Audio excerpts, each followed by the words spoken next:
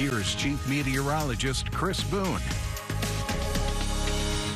Well, a healthy spread of temperatures across the state of Texas, seeing those cooler temperatures up towards Amarillo, back into the 70s and 80s for much of the state, into the 90s further towards the south. But we do see that colder air working its way in towards the state of Texas. That's going to be making its way into the Concho Valley as well. So we'll start to see a little bit of a dip in some of those temperatures as well. In addition to, we have also seen that increased cloud coverage from the west and from the southwest. Again, seeing some of those showers starting to kind of move in towards the Texas panhandle.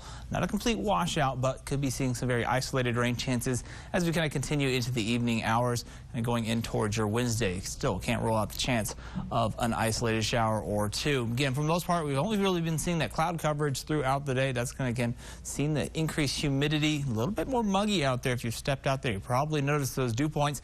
Again, a pretty big increase into the 50s, so very muggy out there compared to what we've seen the past couple of days. 85 degrees right now in downtown San Angelo, looking off to the north, and those winds right now out of the south at 7 miles per hour. We do see 80s for the majority of the Concho Valley throughout the area. Do have it 170 on the map. Big Lake at 78 degrees. Everybody else, for the most part, into those 80s as we kind of continue into the evening hours. We'll see those temperatures kind of cool back down into the 70s, back down into those low 60s and upper 50s for those overnight lows. So again, it's still staying a little bit warmer through the overnight as well. Again, thanks to that cloud coverage as well as those winds out of the south.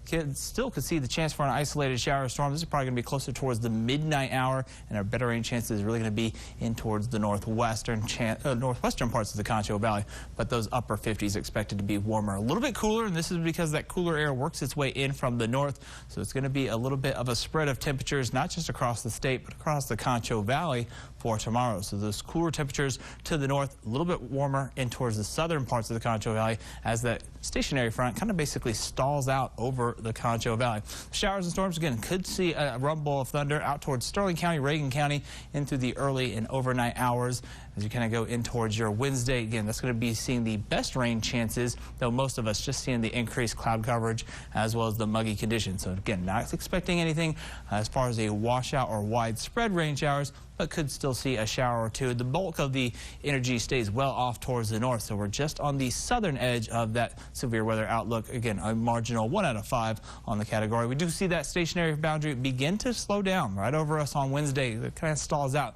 That's where we'll start to see those cooler temperatures further towards the north, a little bit warmer in towards the southern counties. So we can see a temperature range from 60s to 80s across the entire Concho Valley. And as you kind of go in towards your Wednesday, again, we'll be a little bit cooler towards the north, again, into the 60s and 70s, into the 80s fairly comfortably for most of the southern counties.